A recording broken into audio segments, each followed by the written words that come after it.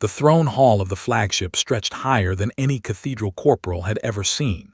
Crystal pillars rose from the floor like frozen waterfalls, each one pulsing with soft light that changed colors every few seconds. The ceiling disappeared into darkness far above, and the walls seemed to be made of living starlight. Everything about this place was designed to make visitors feel small and insignificant. Stood at attention in his combat armor, his helmet tucked under one arm. Behind him, Captain Park Minu adjusted his dress uniform and whispered final instructions to the human delegation. This was supposed to be a simple meeting, the first step toward ending months of bloody skirmishes along the border. Nobody wanted a full-scale war, but pride and misunderstanding had pushed both sides to the edge. The courtiers filled the hall like beautiful statues come to life. Their skin was crystalline, translucent, shifting through colors that was beginning to understand represented emotions. Right now, most of them glowed with pale blue and silver, which apparently meant curiosity mixed with disdain. They wore flowing robes that seemed to move on their own, and they looked at the human delegation the way museum visitors might look at primitive tools behind glass. A sound like wind chimes filled the hall, and everyone turned toward the throne. Princess entered from a side chamber, followed by her advisors and guards. She was young by standards, barely 19 years old, though that translated to something like 190 human years. She moved with the kind of confidence that came from never being told no, never facing real consequences, never seeing the world beyond palace walls. Her skin was a vibrant mix of purple and gold, colors that briefing material said indicated pride and excitement.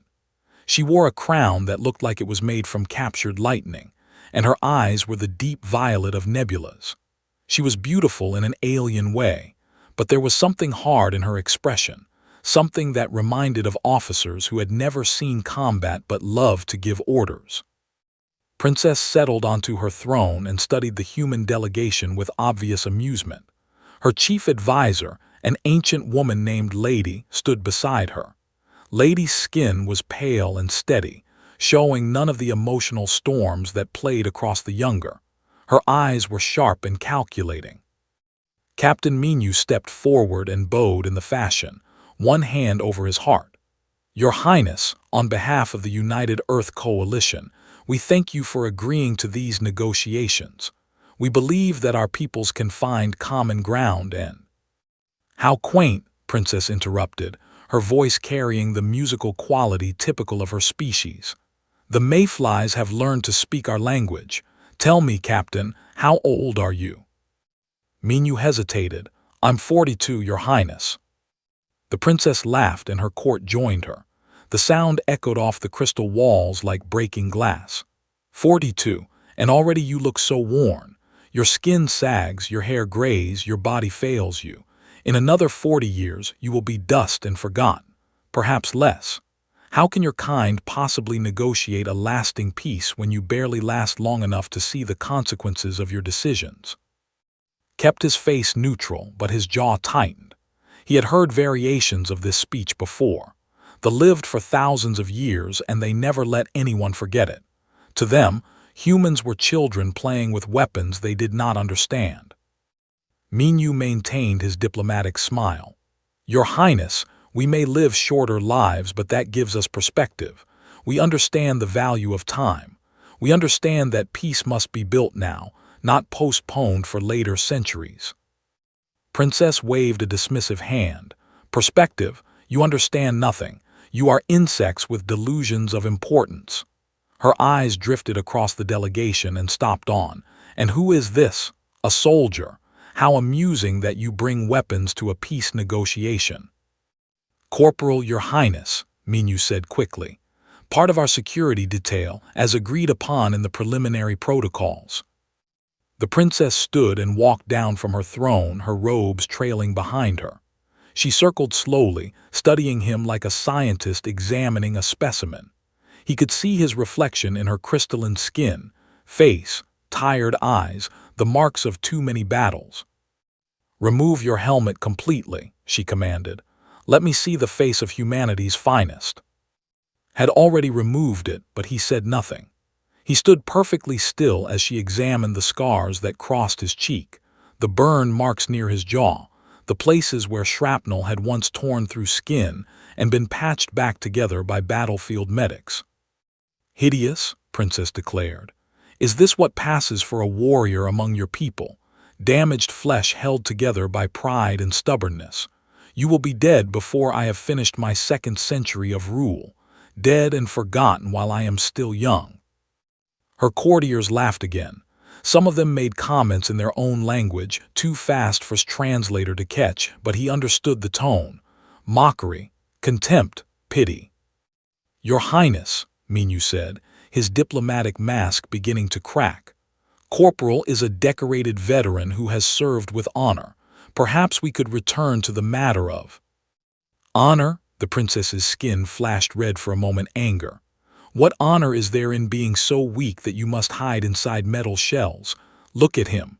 Look at all of you. Without your armor, without your weapons, you are nothing. Soft, fragile, pathetic." She stepped closer close enough that he could smell something like ozone and starlight. "I challenge you, human. Remove your armor. Show us what you truly are beneath all that protective metal. Show us the weakness you hide." The hall fell silent. Every eye was on. He could feel Captain Minyu tense beside him, ready to intervene, ready to smooth this over with carefully chosen words and diplomatic compromises. But was tired of being insulted, tired of pretending that words could fix everything, tired of watching people who had never fought, never bled, never held a dying friend lecture him about strength and honor. He raised one hand, and Minyu fell silent. Without speaking, without changing his expression, began removing his armor. The chest plate first, releasing the magnetic seals with a soft hiss. Then the arm guards, the leg plates, the reinforced boots. Piece by piece, he set them aside with mechanical precision.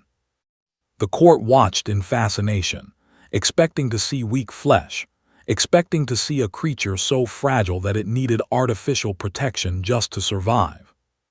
Instead, they saw scars. Burn marks ran up his left arm from where he had pulled a wounded out of a crashed shuttle.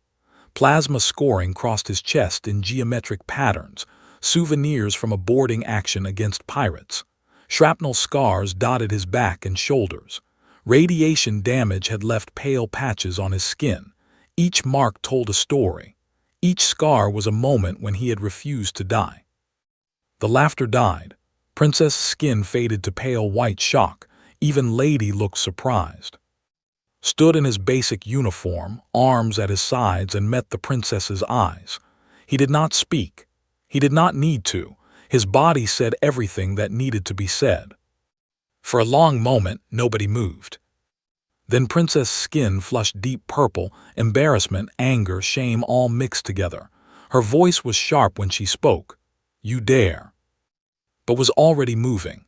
He bowed, the same formal bow that Captain Minyu had used, one hand over his heart. Respectful, proper, correct in every way. Then he turned and walked toward the exit. "Stop," Princess commanded. "I did not dismiss you." Kept walking. His footsteps echoed in the silent hall. Captain Minyu called for a recess. The other humans scrambled to follow out.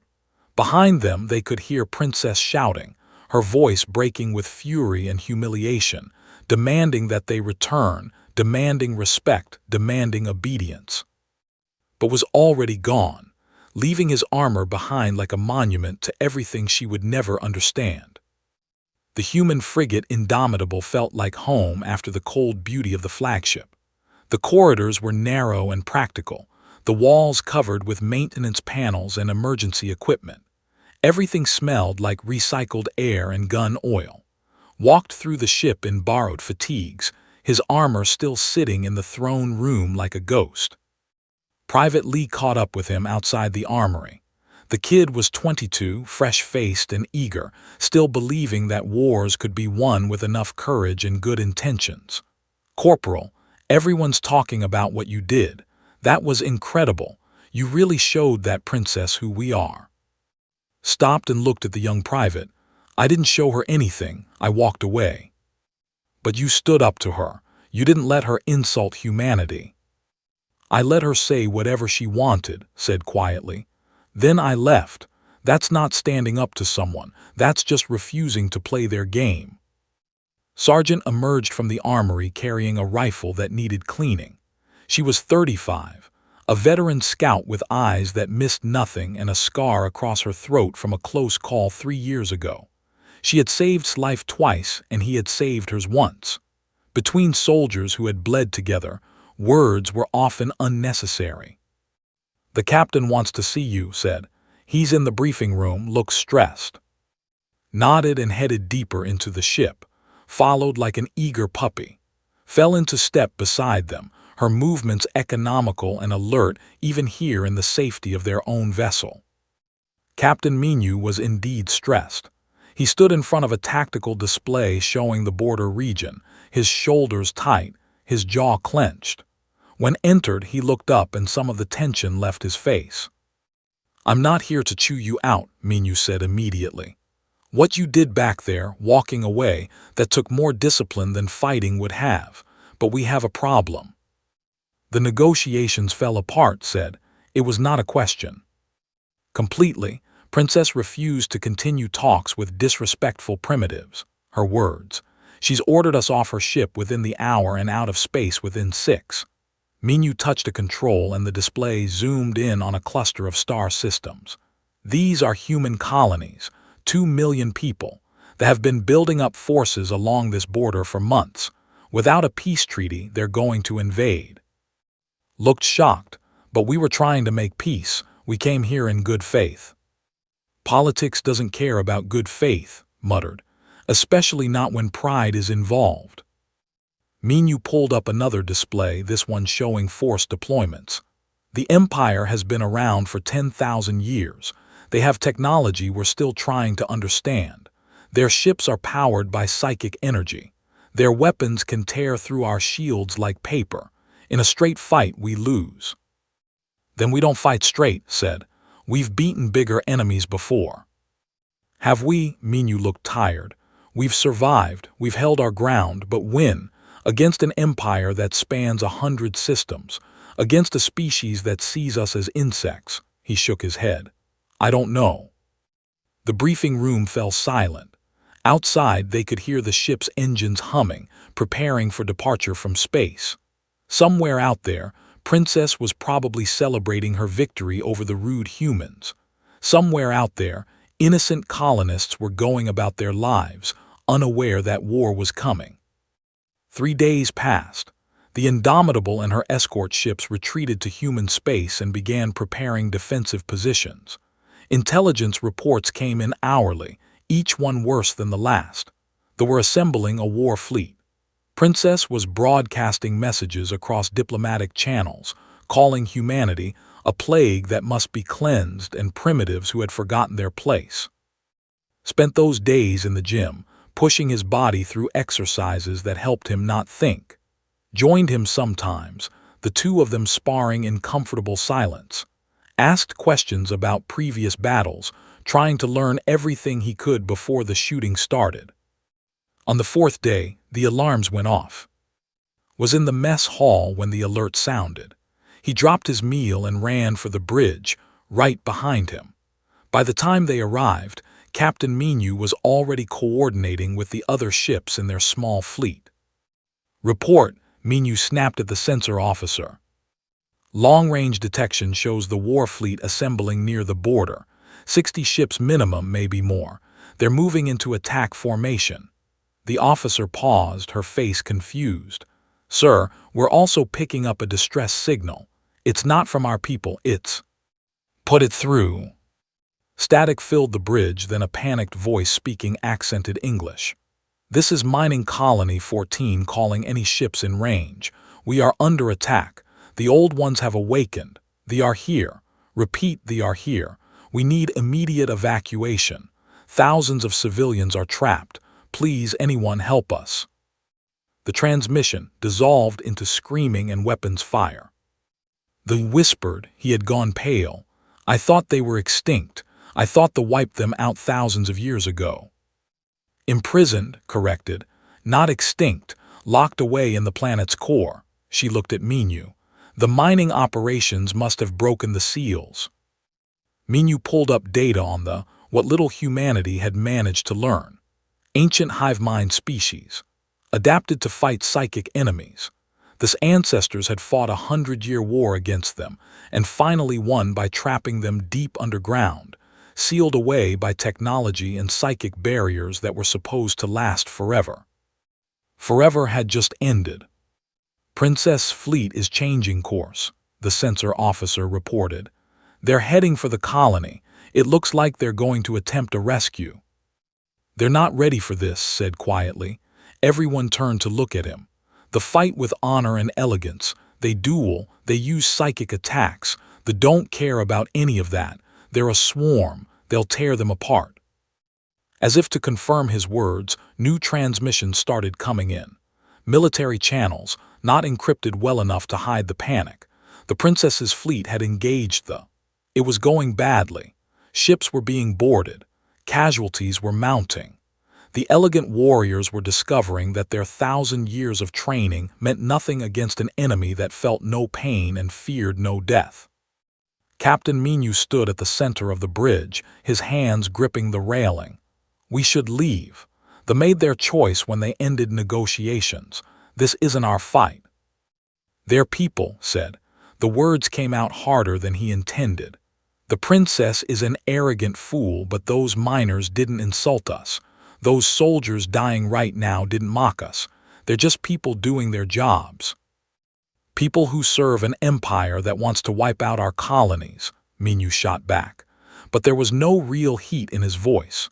He was testing, realized, seeing if anyone would give him permission to make the choice he had already made. Stepped forward. We save them. That's what we do. That's what makes us different from empires that see other beings as insects. Nodded eagerly. I agree, we have to help. Minyu looked around the bridge. Every officer was watching him, waiting. He took a deep breath and straightened his shoulders. Set course for the mining colony. Alert all ships in the fleet. We're going in. He paused, then added, and someone get me a direct line to Princess' flagship. She's not going to like this, but she needs to know we're coming. Headed for the armory. Behind him, he could hear Minyu trying to raise the fleet on communications. He could hear rallying the Marines, preparing for combat. He could hear nervous energy as the young private checked and rechecked his equipment. The Indomitable turned toward the battle, her engines burning bright. Other human ships followed, a small fleet of outdated vessels crewed by short-lived mayflies, racing to save people who had called them weak and pathetic. Because that was what humans did, even when it was stupid, even when it was dangerous, even when the people they were saving would probably never say thank you. They saved people anyway. Princess' flagship shuddered under another impact.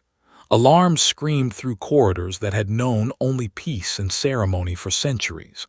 The beautiful crystal walls were cracked and stained with luminescent blood. Bodies of guards lay in elegant heaps, cut down by enemies that should not have existed anymore. The princess stood in what remained of her command center, her skin flickering through colors so fast it hurt to look at, red anger, white fear, purple shame, all mixing together in a nauseating display of emotion she could not control. Her military advisors shouted recommendations at her, but their voices blended into meaningless noise. Your Highness, we must retreat. The lower decks are overrun. Our psychic attacks are barely affecting them. Lady stood beside the princess, her ancient face calm despite the chaos. Her skin remained steady pale blue, controlled, revealing nothing. When she spoke, her voice cut through the panic like a blade. You must make a decision, princess. Now. Wanted to scream. This was supposed to be simple. Rescue the miners, destroy some primitive creatures that her ancestors had already defeated, prove to her father and the empire that she was ready to lead. Instead, everything was falling apart. They were nothing like the historical records suggested. Yes, they were. Yes, they attacked in swarms. But the records had been written by who had fought them with the full might of the Empire, with armies that numbered in the millions, with psychic masters who could level mountains with their minds. Had 60 ships and warriors trained for ceremonial combat and honored duels, against an enemy that felt no pain and coordinated through a hive mind, that were being slaughtered. "How many have we lost?" asked her voice small. 14 ships destroyed, 23 boarded and fighting internal battles, casualties in the thousands.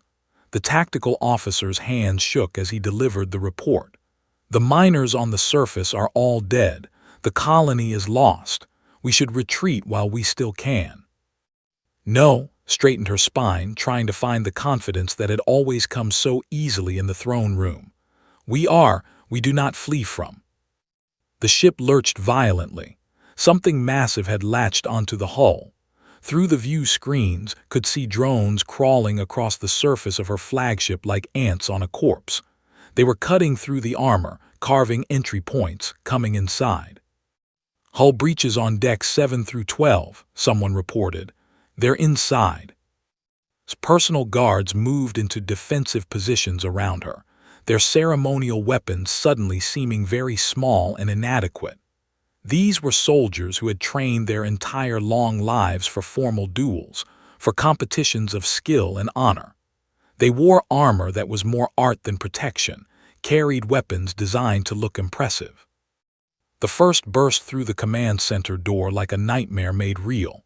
It was the size of a human, covered in black chitin that seemed to absorb light. Its limbs ended in blades sharper than any sword. Its eyes were empty black orbs that saw nothing and everything. A guard stepped forward to challenge it, moving through the first form of the traditional combat dance. They ignored all protocol and simply tore him in half. Blood sprayed across the crystal floor, luminescent and horrifying. The other guards attacked, but their elegant fighting styles were useless. They did not dodge or parry. It absorbed blows that should have killed it and kept coming. More poured through the door behind the first. Stumbled backward, her carefully maintained composure shattering. This was not how it was supposed to be. She was a princess of a 10,000-year-old empire. She was immortal by human standards, powerful beyond their comprehension, destined for greatness. She was going to die in the next 30 seconds. Lady stepped in front of her, raising both hands. Psychic energy gathered around the ancient advisor, visible as rippling distortions in the air. She unleashed it in a wave that caught the leading and slammed them backward. For a moment, there was space to breathe. "Behind me, Highness," said calmly. "I can hold them for a short time." "How long?" "Not long enough." The communication panel, somehow still functioning, crackled to life. A human voice, accented but clear, speaking with obvious effort. "Flagship, this is Captain Park Menu of the human vessel Indomitable. We are in system and moving to assist. Please respond."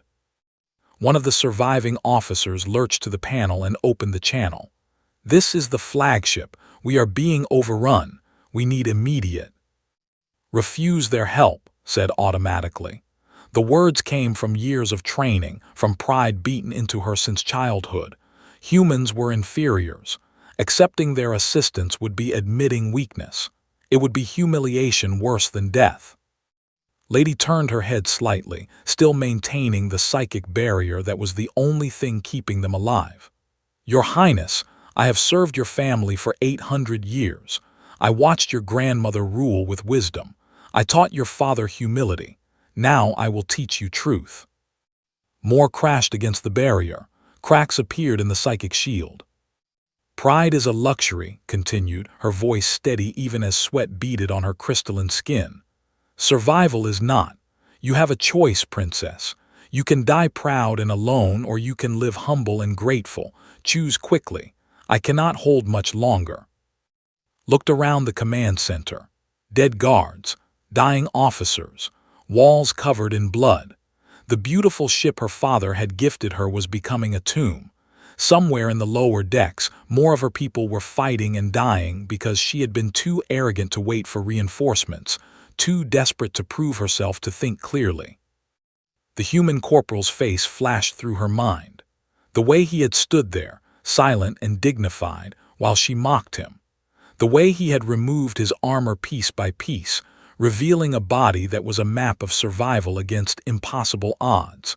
The way he had bowed respectfully and walked away instead of matching her cruelty with his own. She had called him weak. She grabbed the communication panel. "Human ships, this is Princess of House. I am requesting immediate assistance. We are overwhelmed and casualties are severe. Please help us." The words tasted like acid. Every instinct screamed at her to take them back, to die with dignity rather than live with shame. "Understood, Princess," Captain Minu replied. "We're coming in. Prepare to coordinate defensive positions. And Princess, we're going to need you to swallow that pride and follow our instructions. Can you do that?" Closed her eyes. "Yes, I can do that." "Good, hang on. The cavalry is coming." The human fleet appeared on sensors, small ships that looked like toys compared to vessels. They should not have made a difference. They were outnumbered and facing an enemy that their sensors had never seen before. But they came anyway. The Indomitable led the charge, its weapons lighting up the darkness. Human Marines in heavy armor launched from, heading straight for the boarded vessels. They moved with practiced efficiency, using tactics that were brutal and effective rather than elegant. One of the human boarding teams was heading for the flagship. The team leader's voice came over the communication channel, calm and professional. "Princess, this is Corporal. I'm bringing a squad to your position. We'll clear from your command center and secure an evacuation route.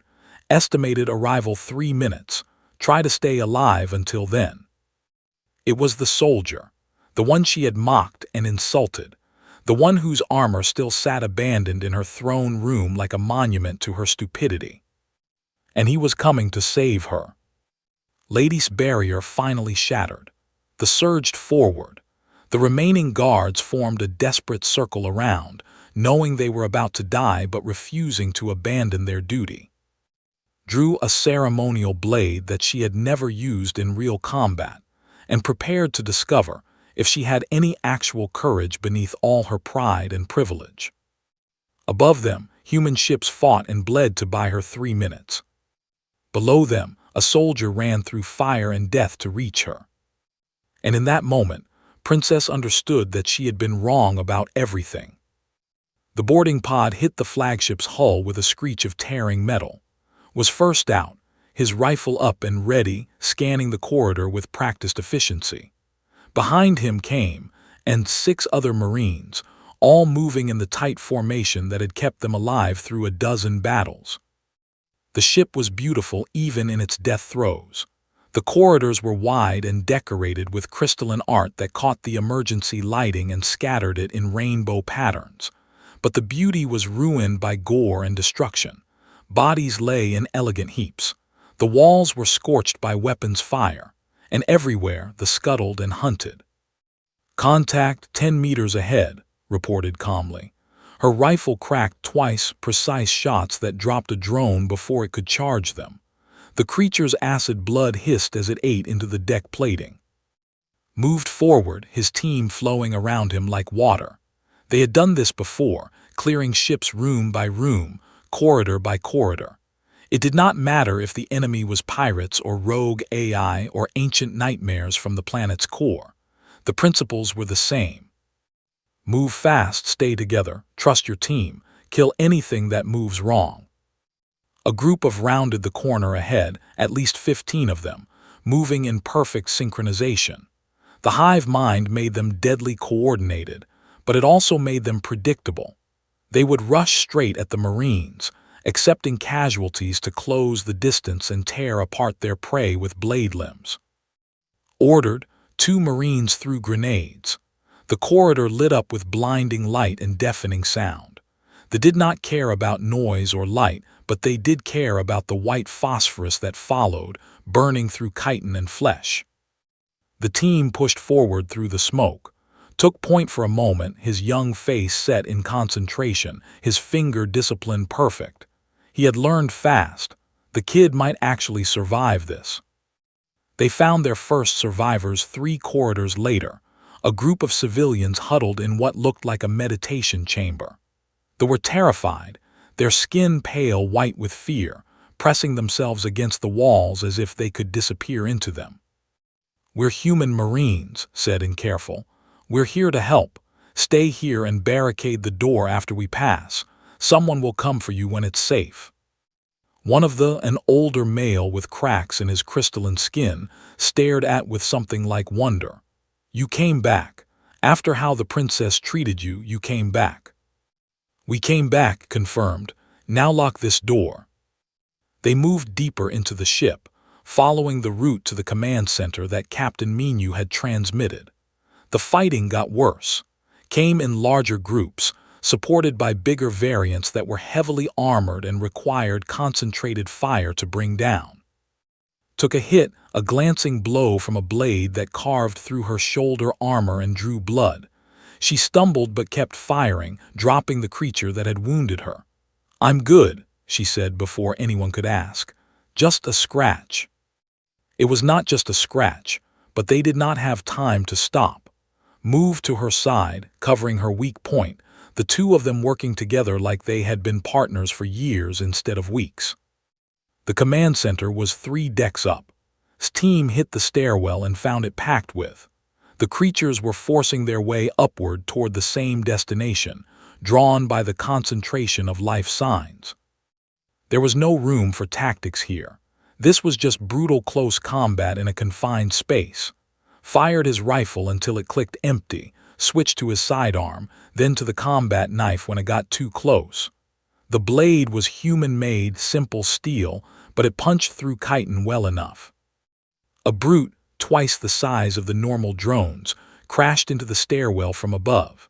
It had blade limbs as long as arm and armor thick enough to shrug off small arms fire. Hit it with a grenade that blew off one of its limbs, but the creature kept coming. Stepped up with a plasma cutter they had grabbed from a maintenance locker. The makeshift weapon was designed for cutting metal, not flesh, but it worked. The brute died screaming if things like that could scream. They reached the command center deck to find the corridor outside already soaked in blood. Guards had made a stand here and lost. Their bodies were arranged in defensive positions, weapons still gripped in dead hands, their crystalline skin gone dark and dull. Could hear fighting inside the command center.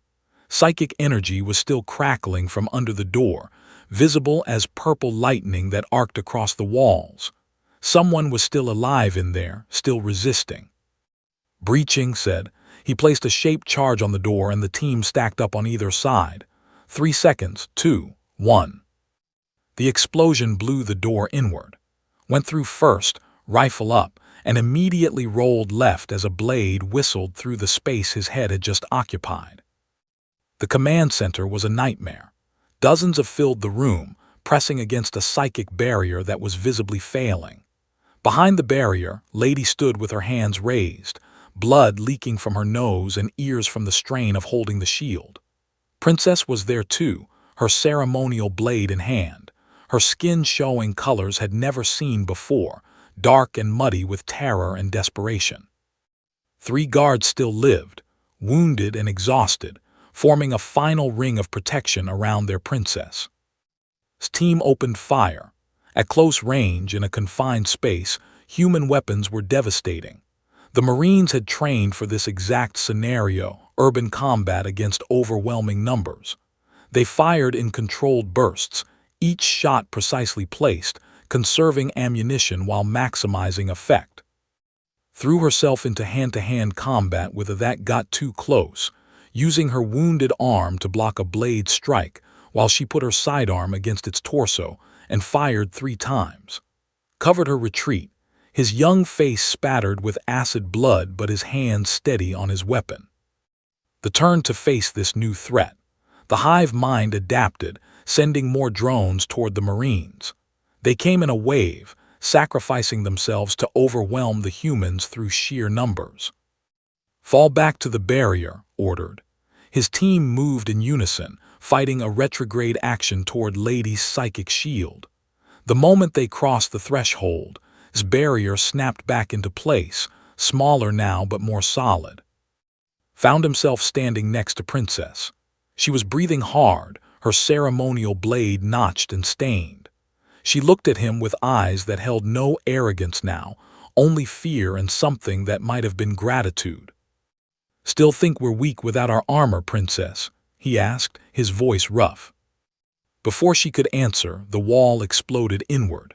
A queen, massive and ancient, forced its way into the command center.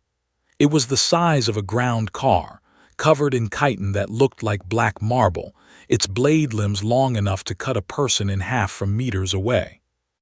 This was what controlled the hive. Kill it and the drones would lose coordination.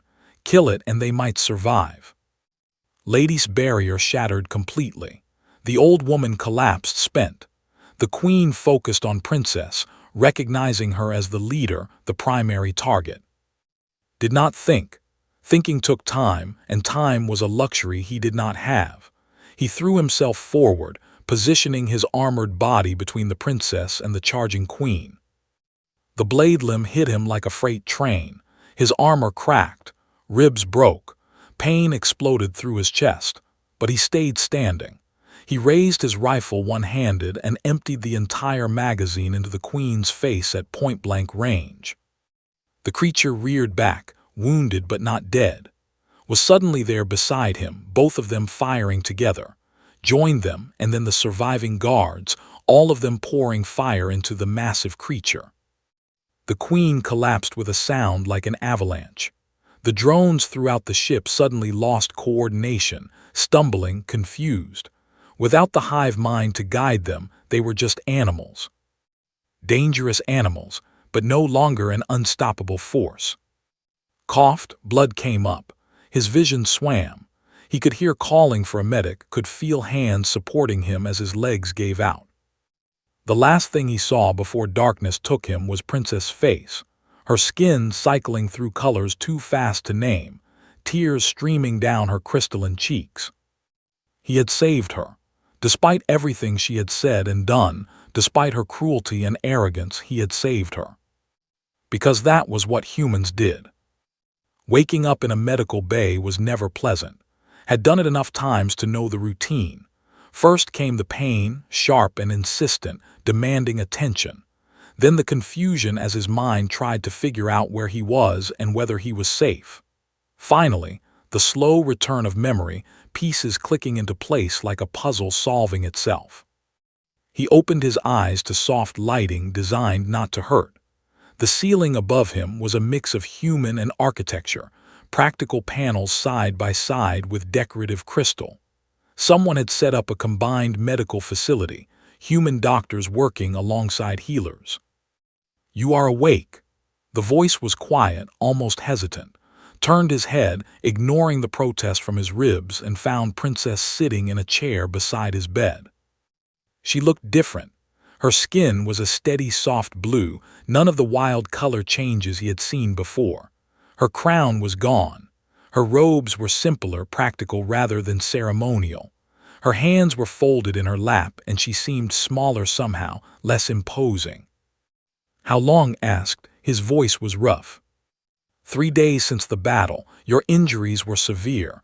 Broken ribs, punctured lung, internal bleeding.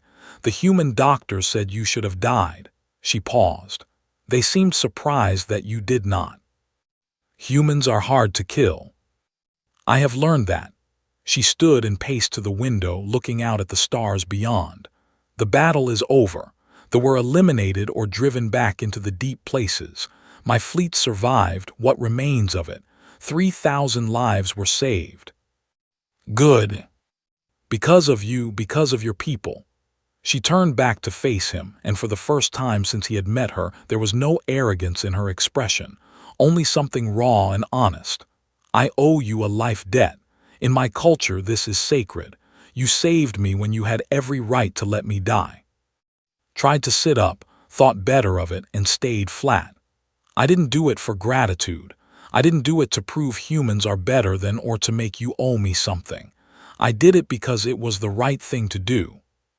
Why? The question came out almost desperate. I mocked you. I insulted your entire species. I called you weak and pathetic and dismissed your attempts at peace. Why would you risk your life for someone like me? He considered his answer carefully. This was important. He could tell by the way she was looking at him, like a student waiting for a teacher to explain something fundamental about the universe. Because every life has value, he said finally. Whether that life lasts 20 years or 2,000, you're young and you were foolish, but that doesn't mean you deserve to die. The miners on that colony didn't deserve to die. The guards who protected you didn't deserve to die. He paused. Even in their way, were just following their nature. None of it was personal. But it was personal, insisted. I made it personal when I humiliated you in front of my court. You tried to humiliate me, corrected gently. You failed. I've been insulted by better people than you, princess. Words only hurt if you let them. She flinched as if struck. I do not understand you. I do not understand any of your kind. You live such brief lives, but you act like you have all the time in the world. You are fragile, but you fight harder than species 10 times your strength.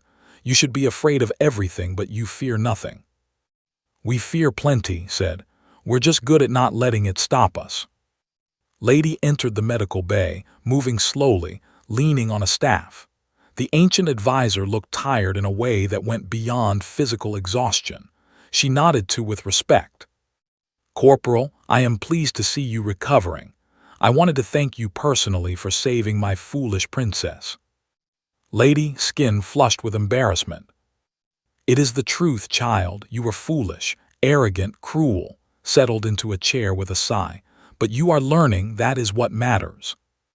Captain Minu arrived moments later, carrying a data pad and looking pleased. Good to see you conscious. We've got news. The war. Delayed, maybe prevented entirely. Minu held up the pad. Princess and I have been working on a treaty. With Lady's help and the support of the survivors, we've drafted something that both sides can accept. Step forward. The Empire will share our psychic technology and our historical databases with humanity. In exchange, you will share your tactical training methods and your adaptive combat techniques. Together, we will establish a joint defense force to deal with threats like the. My father has agreed to the terms, she continued. He is pleased that I have secured an alliance, even if the circumstances were not what he expected. Her skin shifted to darker blue, something like shame. He is less pleased with how I handled the initial negotiations. You're 19, said. You're allowed to make mistakes. I am 19 years of age, which makes me over 190 by your reckoning. Old enough to know better. Age doesn't automatically bring wisdom. Wisdom comes from learning. You're learning. That's what matters. Moved closer to his bed, her expression serious. I want to understand. Help me understand what makes you this way. You removed your armor when I challenged you. Why? Most warriors would have taken offense, would have fought to prove their strength. Thought about the friends whose names were carved into his armor, the one he had left behind in her throne room. He thought about battles won and lost, about good people who had died and bad people who had lived.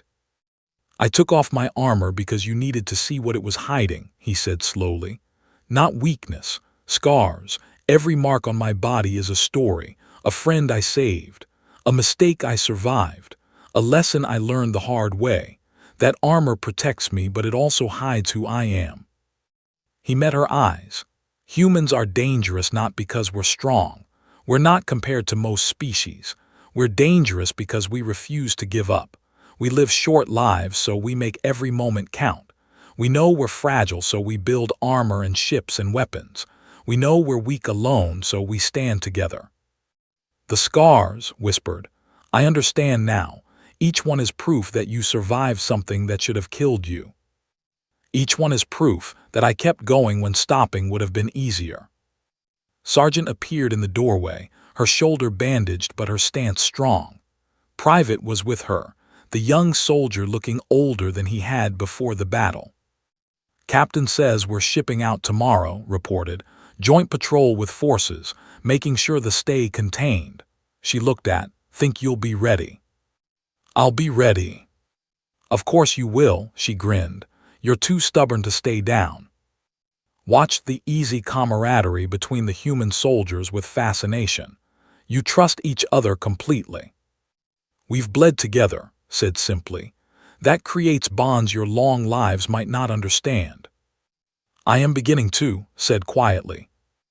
Over the next hours, as recovered and the combined human fleet prepared for their new mission, Princess stayed nearby. She asked questions. She listened to stories. She learned about human culture, human history, human stubbornness in the face of impossible odds. She learned that strength came in many forms, and the strongest form was often the one that bent instead of breaking. On the day of departure brought his armor. It had been cleaned and repaired, the names of the fallen still visible on its surface. She handed it to him with both hands, a gesture of respect in culture. I will remember you, she said formally. When I am Empress, centuries from now, when everyone you know has turned to dust and even the memory of your face has faded, I will remember. I will remember the human who taught me what true strength looks like. Accepted the armor, running his fingers over the engraved names. I won't be around to see it, Princess, but I hope you'll remember the lesson longer than you remember me. Remember that wisdom doesn't come from living a long time. It comes from paying attention while you're alive. I will, she paused, then added, my people have a saying, the stars burn the fastest. I used to think it was a warning about waste and excess. Now I understand it differently. How's that? Some species burn slow and steady others burn bright and fast, illuminating everything around them before they fade. She smiled, a genuine expression without arrogance or cruelty. Humanity burns very bright indeed. The human fleet departed the next day, leaving behind a joint operations base and a treaty that would reshape two civilizations. Princess stood on her repaired flagship and watched them go, her skin a steady blue of respect and gratitude. Lady stood beside her. You have changed, child. Have I? You have begun to understand that power is not about living the longest or ruling the most worlds. It is about using what time you have to make things better for those who come after. Thought about Corporal, who would be dead in another 60 years at most. She thought about the scars on his body, the weariness in his eyes, the absolute refusal to quit that seemed built into human DNA. The humans have a phrase, she said. Humanity, fuck yeah. I asked Lady to translate it. The words make no literal sense, but the meaning is clear. And what is that meaning? Defiance, not arrogance, but defiance. The refusal to let a short life mean a small impact. The determination to matter, even if you only have decades instead of centuries. She smiled. I think I understand now why Father wanted me to negotiate with them. He wanted me to learn that lesson before I became too old to change. Somewhere in the darkness between stars, human ships flew toward the next crisis, crewed by people who would live fast and die young and refuse to be forgotten. And in her heart, Princess made a vow. She would ensure that the alliance between their peoples outlasted even her own long life. She would make sure that when humans died, their legacy did not die with them. Because that was what they deserved. Those brief, brilliant, absolutely unbreakable humans. That was what they had earned.